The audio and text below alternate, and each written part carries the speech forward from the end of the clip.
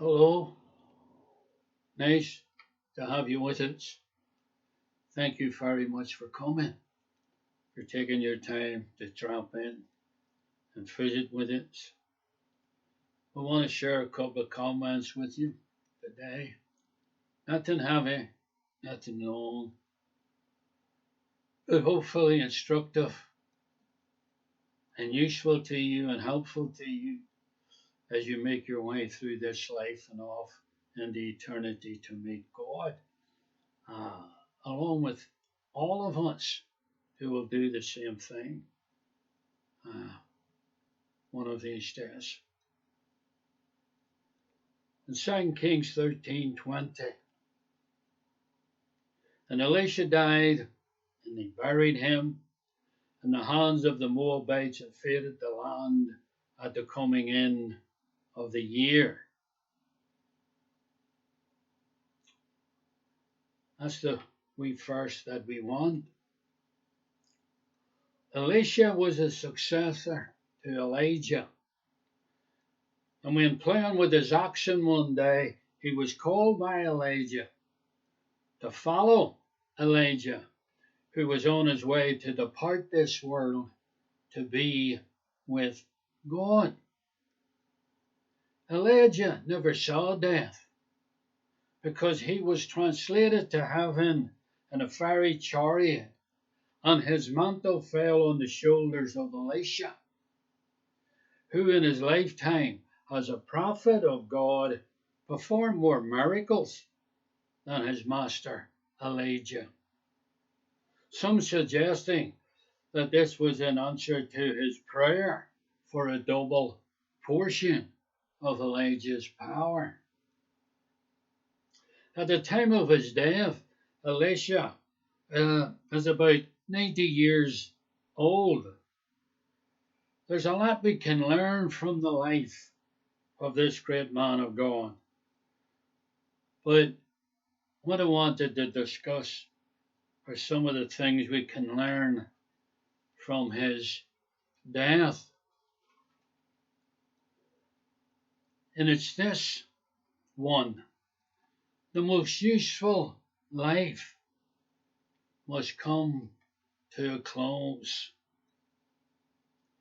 No matter how good a person is, no matter how powerful a person is, no matter how popular a person is, no matter how old a person is, sooner or later he or she must depart this life and go the way of all flesh. No one on this planet, presently, today in this planet, I don't believe will be still on it in 200 years. I think we will have all turned to dust, and a new generation or generations will be occupying our place if Christ hasn't come to wind it all up by then. And so the good and the wicked are followers of this thing called death. There are no ifs, there are no ands, and there are no buts. Not only do the wicked and wasted lives die, but so do the good and useful. When we read the history of the death of good people, useful people, people who blessed society, they were part and parcel of, or even when we recall from our own experiences the death of good people, useful people, people whose lives we still counted as a privilege and a blessing to have touched, and for they to have touched us this side of heaven. We might wonder at the time, why them and not the selfish and the wasteful and the parasites of society. But Elijah reminds us one more time, it's not only the bad that die, good lives come to an end also. And the Bible tells us that repeatedly, doesn't it? Isn't God honest with us? A God following and a God trusting Abraham must be entombed in a cave at Machpelah. A moral and upright, fearing Joseph must be embalmed in Egypt. A beautiful, the dutiful, and conscientious Moses must die alone up a mountain.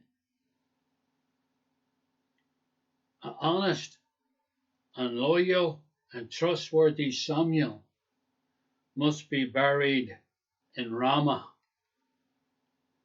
A prayerful and faithful Daniel must die away from home. And so we too must accept the fact that sooner or later, like all the rest that's went before us, we will go the way of all flesh. Death is not for everyone else but us.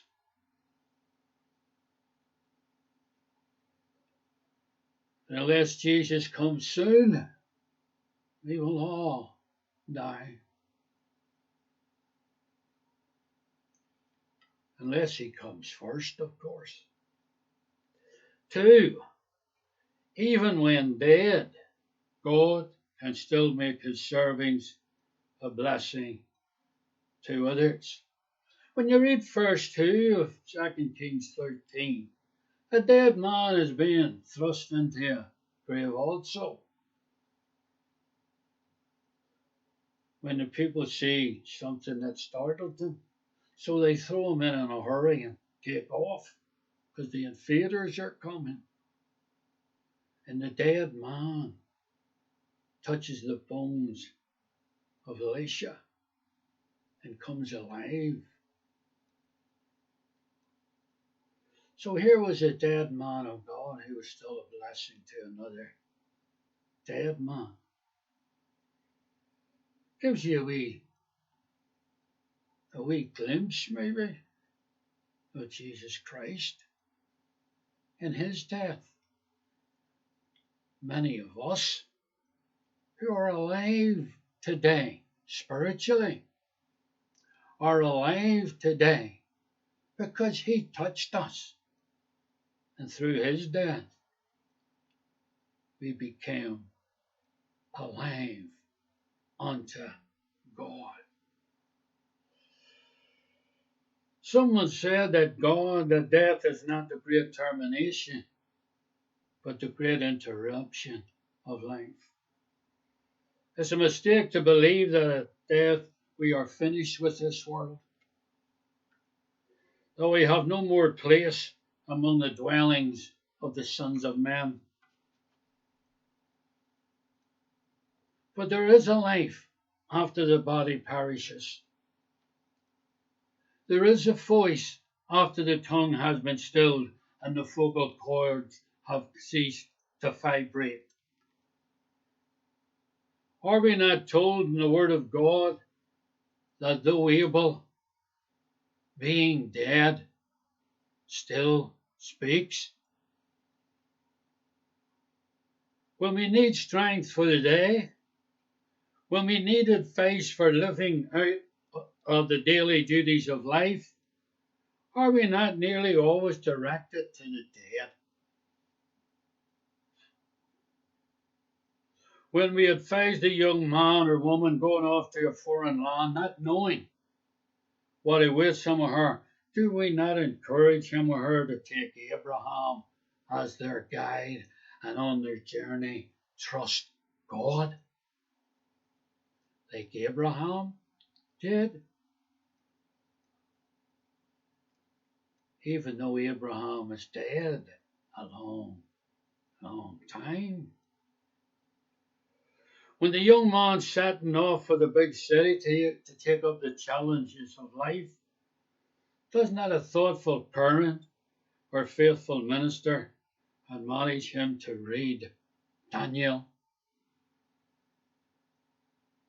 who in the midst of Babylon and among all temptations and trials, kept his windows open toward Jerusalem and held communion with the God of heaven?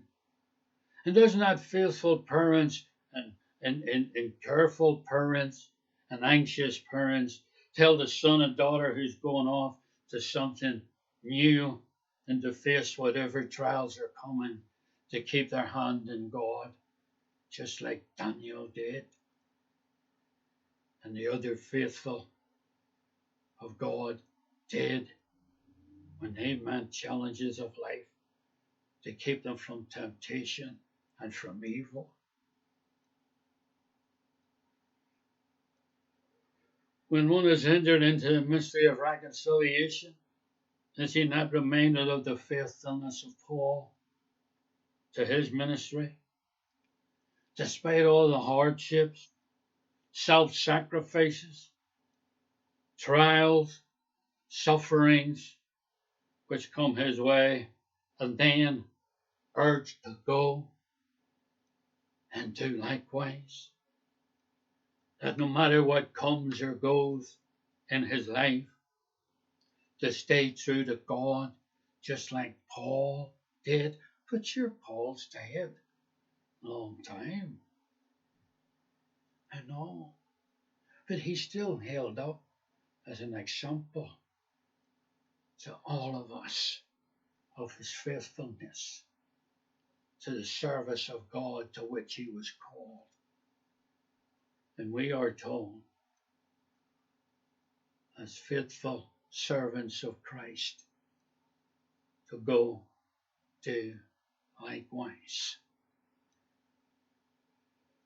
When the conscience is burdened with guilt, when the soul burns for peace, it is not to some living minister, to some dynamic living church ministry, to some living power we are directed, but we are directed to see and to look at and to view and to wonder at the death of Jesus Christ. And through that death, resurrected to sit on his throne. And here is the blessed marvel of all ages, the Jesus Christ. And when we're up against it, don't we be told, and aren't we told, remember Jesus Christ. Though he was reviled not again. Remember Jesus Christ, and he was under pressure from those who were his enemies. Are we not told as we look at him to not hate those who oppose us, but to love them? And if we can, to shed a tear over them, because they know not what they do.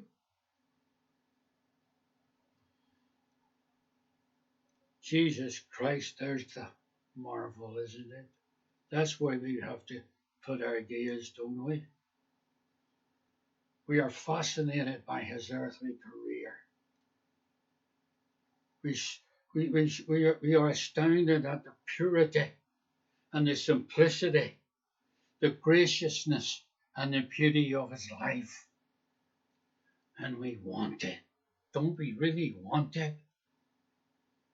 And if we could be like Christ this very moment, Christian, isn't that what we would like to be? Just like him. and walk in his steps until we too walk home to the Father.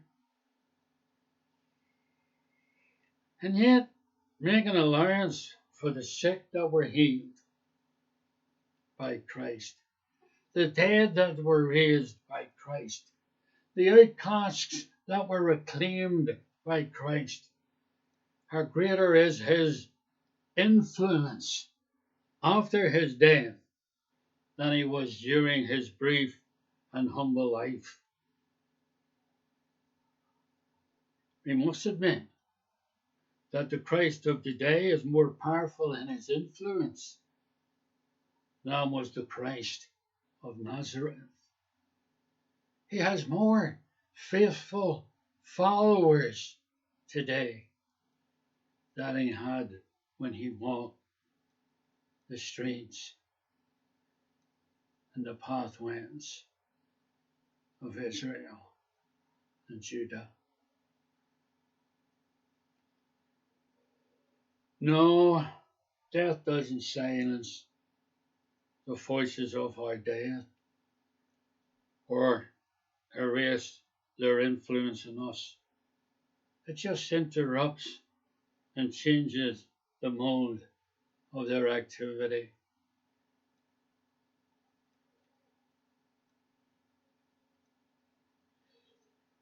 When you go to a funeral and the dead one is laid out in the casket, we need to remember, and it's good to remember, that even though the one is dead and the vocal cords no longer vibrate, speak into the ear and there's no reaction. Ask a question and there's no answer.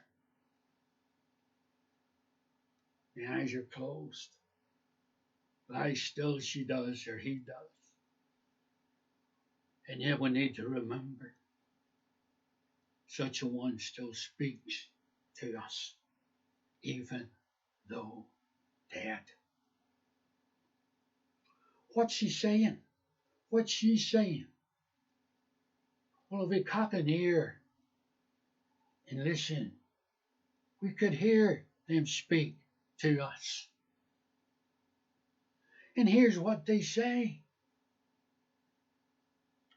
Here's what they say, even though they don't say a word at that very moment. And it's this: as you now are, breathe in, attending this funeral of mine, singing your wee song, bowing your wee head, and the lungs going in and out, as you now are, I once was. And as I am now, you will be. Can't you hear it? Go to a cemetery littered with the dead and the crosses and the tombstones and all the wee words engraved there. And each one of them speaks. As we bend over to wipe a bit of weed away from the grassy piece they occupy to make it look neat, a voice comes up from the ground and says, as you now are, I once was. And as I now am, you will be.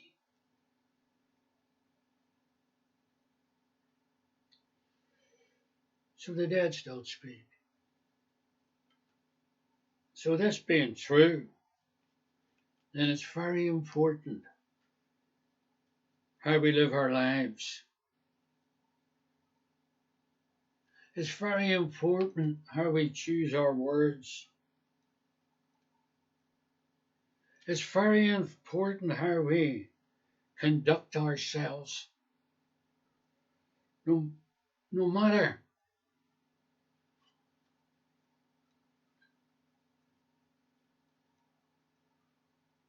we need to live godly to God so that we leave behind us only the influence that the people of God leave behind, to instruct others who follow after us to follow after God. We also speak to and influence people when we are dead and entombed. And when people come to see us and remember us as they visit our graves, may they hear us say, follow God as we followed after him in seeking righteousness, because as we now are, you one day will be.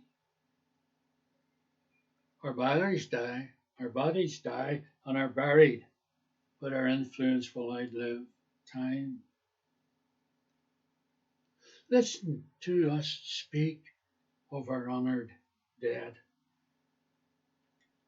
Widows tell their children of the life of their father.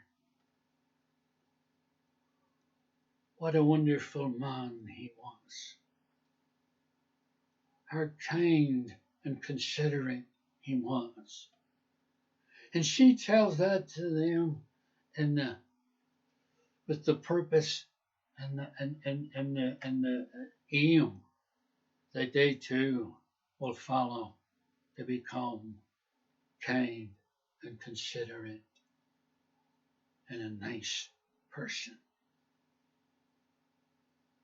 Parents tell their children what kind of people their grandparents were and how they acted and spoke.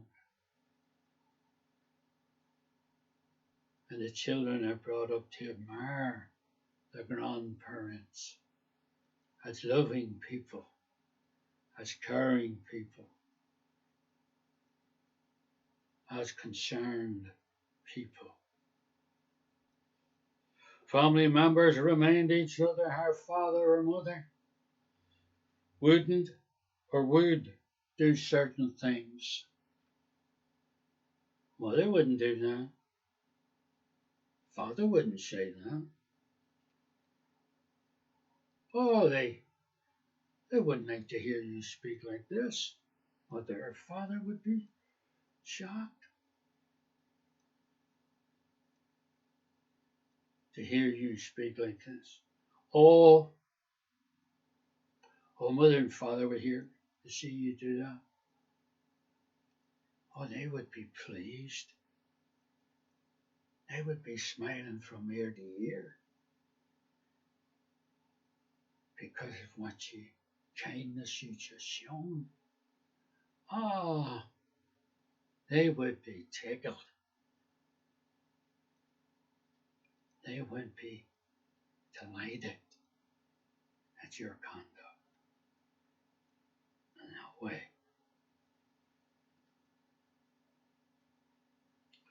Remember the good dead as well as the bad dead. Leave their mark behind them. And through that, people have learned to leave behind what good influence we have from the grave.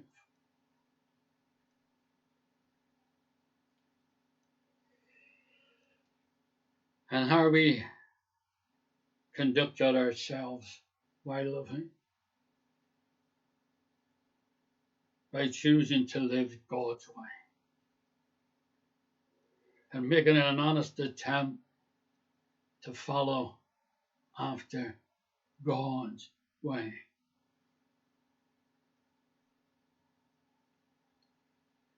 To make an honest endeavor to choose goodness at all times,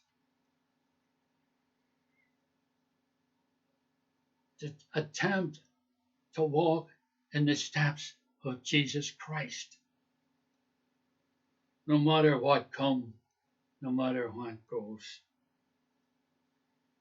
and to let our influence for holiness and righteousness speak to others, even from the tomb, and through those efforts, by the grace of God, change eternal destinies of the people that we rub shoulders with and lived among for the better. Christian, death's coming. So, fear not it. Just live well for God. And when they stand over your casket, they will say, wasn't he by the grace of God? Wasn't she by the grace of God a godly person? A godly person. And we were benefited by her being, or him being, among our presence. Would that be a life well lived? And somebody being led to find Jesus Christ through your death and the life of influence that you lived before death. Child of God, keep the faith. Continue to trust Christ until the Father gets you home.